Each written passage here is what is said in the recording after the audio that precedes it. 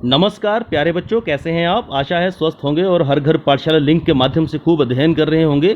बच्चों, आज हम आपकी पाठ्यपुस्तक भूगोल, जिसका नाम है संसाधन और विकास, उसका अगला पाठ नंबर 3, उसमें खनिज और शक्ति संसाधन के बारे में पढ़ेंगे। सो बच्चों, अब हम जानते हैं खनिज क्या होते हैं। आपकी स्क्रीन के ऊपर एक चित्र दिया गया है। यहाँ पर क्या हो रहा है, कोयले की खदान में ट्रक को भरा जा रहा है। तो कोयले की खदान, कोयला है जमीन से निकलने वाला एक पदार्थ है जो हमारे काम में आता है, और इसको हम स्वयं तो नहीं इतनी मात्रा में बना सकते, तो ये प्राकृतिक रूप से मिलता है। तो ये एक खनिज है। तो अब हम समझेंगे खनिज क्या होता है। प्राकृतिक रूप से प्राप्त होने वाला पदार्थ जिसका निश्चित रासायनिक संगठन हो उसे खनिज कहते हैं। मतलब हमें प्राकृतिक रूप से मिलेगा, उसकी एक निश्चित केमिकल कंपोजिशन होगी, उसे हम कहते हैं खनिज। और खनिज सभी स्थानों पर समान रूप से वितरित नहीं होते, मतलब पूरी पृथ्वी पर इनका वितरण अलग अलग होता है। ये कुछ ऐसी जगहों पे भी पाए जाते हैं जहाँ पे पहुँचना मुश्किल है, जैसे आर्कटिक महासागर है, अंटार्कटिका महाद्वीप है, परंतु वहाँ पर अनेक खनिज मिलते हैं और अभी मानव ये कोशिश कर रहा है कि वहाँ से उनको निकाला जाए, क्योंकि वो हमारे काम आते हैं।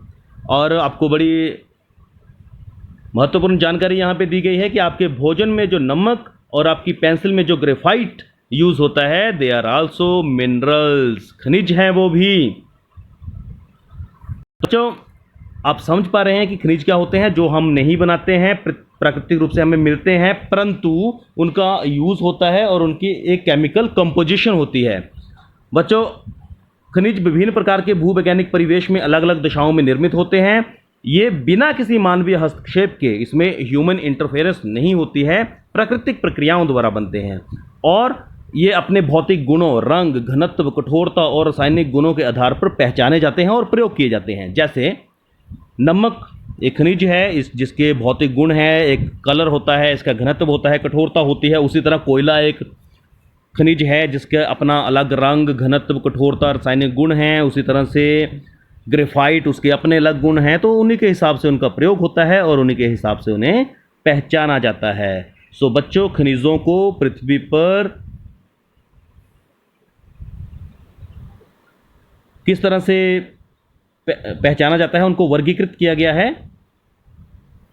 धात्विक खनिज और अधात्विक खनिज। बच्चों, धात्विक खनिज वो होते हैं जिनके अंदर धातु का कुछ पुट होता है, धातु उसमें होती है। और धातु क्या होती है, आपने साइंस में पढ़ा है। धातु में कठोर पदार्थ होते हैं जो ऊष्मा और विद्युत को सुचालित करते हैं। उनमें चमक होती है, जैसे लोह अयस्क, बॉक्साइट, मैंगनीज अयस्क, ये सारे धात्विक खनिजों के उदाहरण हैं। बच्चों, धातु आप समझ गए ना, धातुओं के अपने गुण होते हैं, उनमें चमक होती है, उनमें बिजली को सुचालित करने की प्रॉपर्टी होती है। और बच्चों, दूसरा आ गया अधात्विक, मतलब जिसके अंदर धातु नहीं होगी। तो इसको हम इस तरह से समझें, चूना पत्थर, अभ्रक, जिप्सम, इनकी ये धातुएं नहीं हैं। तो ये जब खनिजों में होती हैं तो हम कहते हैं ये अधात्विक खनिज हैं, नॉन मेटालिक मिनरल्स हैं। और खनिज ईंधन जैसे कोयला और पेट्रोलियम भी क्या हैं, अधात्विक खनिज हैं। बच्चों, ये जो धात्विक खनिज हैं इनको भी आगे दो कैटेगरीज में बांटा गया है। धातु या तो लोहा होगी या फिर लोहा के अलावा कोई भी होगी तो हम उसे अलोह कहेंगे। तो बच्चों, लोह खनिज क्या होते हैं, जैसे लोह अयस्क, मैंगनीज और क्रोमाइट, इन सब में लोहा होता है तो इनको हम कह देते हैं लोह खनिज। परंतु जिन खनिजों में लोह अयस्क नहीं होते, लोह खनिज नहीं होते, उन्हें हम कहते हैं अलोह। और इसमें कौन सी धातु हो सकती है, सोना हो सकता है, चांदी हो सकता है, तांबा हो सकता है, सीसा हो सकता है, परंतु लोहा नहीं हो सकता। होंगे ये धात्विक, परंतु कौन से धात्विक, अलोह धात्विक। अगर लोहा हुआ तो कौन से धात्विक, लोह धात्विक। आप समझ गए हैं। और अधात्विक उनमें जिसमें कोई भी धातु ना हो। आगे बच्चों हम जानेंगे कि खनिजों का निष्कर्षण कैसे होता है, एक्सट्रैक्शन कैसे होता है, इनको जमीन से बाहर कैसे निकाला जाता है। तो बच्चों, हमारे पास 3 विधियां हैं, खनन, प्रवेधन, आखनन। इनको समझेंगे। खनन, खनन मतलब खोदना, जहां भी खनन शब्द आ गया, खोदना। तो बच्चों, जो खनिज कम गहराई में स्थित होते हैं उन्हें आगे जो खनन है ना, इसको भी दो पार्टों में बांटा गया है। तो उसे जो कम गहराई में खनिज होते हैं उन्हें खोद के निकालते हैं तो हम कहते हैं विवृत खनन हुआ है। और जब गहरे वेधन करते हैं तो कूपक कहते हैं। कूपक मतलब कुआं। जब हम गहराई से कोई खनिज निकालते हैं तो हम उसे कूपक कहते हैं। परंतु जो हमारे पेट्रोलियम है या गैस है, उसको जब हम ज़मीन से निकालते हैं तो क्योंकि वो ज़मीन में बड़े ज़्यादा गहरे में होते हैं, तो उनको निकालने के लिए हमें प्रवेधन करना पड़ता है। ये होती है ड्रिलिंग।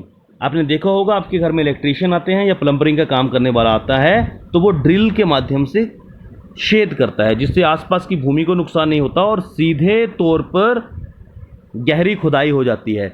उसे बोलते हैं प्रवेधन। तो पेट्रोलियम और, यहाँ पे you can read here, petroleum और प्राकृतिक गैस धरातल के बहुत नीचे पाए जाते हैं। उन्हें बाहर निकालने के लिए गहन कूपों की खुदाई की जाती है, जिसे प्रवेधन कहते हैं। और बच्चों, थर्ड टाइप है आखनन। आखनन क्या होता है? सतह के निकट स्थित खनिजों को जिस प्रक्रिया द्वारा आसानी से खोदकर निकाला जाता है उसे आखनन कहते हैं। सो बच्चों, आखनन जैसे इसका एक उदाहरण दूं मैं, आपने अपने घरों में अगर कंस्ट्रक्शन का काम किया हो तो आपके घर में रेत बजरी वगैरह जो आती है वो आखनन विधि के द्वारा ही खड्डों से उठा के आपके घरों में पहुंचती है। मतलब वो सरफेस के ऊपर ही कुछ खनिज हैं जिनको सीधे तौर पे प्रयोग किया जाता है। सो बच्चों, 3 किस्म की विधियों द्वारा खनिजों का निष्कर्षण होता है। खनन मतलब खुदाई, प्रवेधन मतलब ड्रिलिंग, और आखनन मतलब इसको इंग्लिश में हम बोलते हैं क्वेरिंग। तो बच्चों, इससे पहले हमने ये पढ़ा कि जो खनिज हैं उनको धात्विक और अधात्विक में बांटा गया है। जिसमें धातु का पुट होगा, धातुएं होंगी, उसको हम धात्विक कहेंगे। जिसमें धातुएं नहीं होंगी, जैसे पेट्रोलियम और नेचुरल गैस, उसको हम अधात्विक कहेंगे। और धात्विक को फिर आगे 2 हिस्सों में बांटा गया, जिसमें लोहा, बक्साइट और क्रोमाइट होगा। जिसमें लोहे का पुट होगा उसको लोह धात्विक खनिज कहेंगे। और जिसमें लोहा नहीं होगा, सोना, चांदी या तांबा या फिर सीसा होगा, उसे हम अलोह धात्विक खनिज कहेंगे। सो बच्चों, आज हमने बड़ा ही थोड़ा सा टॉपिक ये पढ़ा है। आशा है आप खनिजों के बारे में समझ गए होंगे। सो आज के लिए इतना ही। कार्यपत्र को हल करिएगा, वीडियो को 1 या 2 बार देखिएगा और अपनी पुस्तक में भी इस पाठ को पढ़िएगा। सो धन्यवाद। जय हिंद, जय हिमाचल।